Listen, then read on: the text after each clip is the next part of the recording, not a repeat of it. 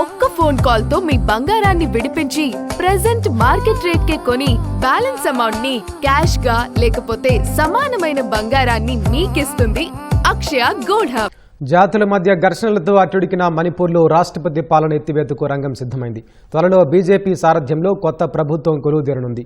ఢిల్లీలో జరిగిన మణిపూర్ బీజేపీ శాసనసభాపక్ష సమావేశంలో సీనియర్ నేత యుమ్నం ఖేమ్ చంద్ సింగ్ సభాపక్ష నేతగా ఎన్నికయ్యారు.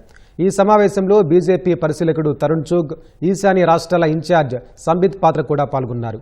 ఈ నేపథ్యంలో కొత్త ప్రభుత్వం ఏర్పాటుకు ఆహ్వానించాలని బీజేపీ నేతలు గవర్నర్ను కలిసి కోరనున్నారు.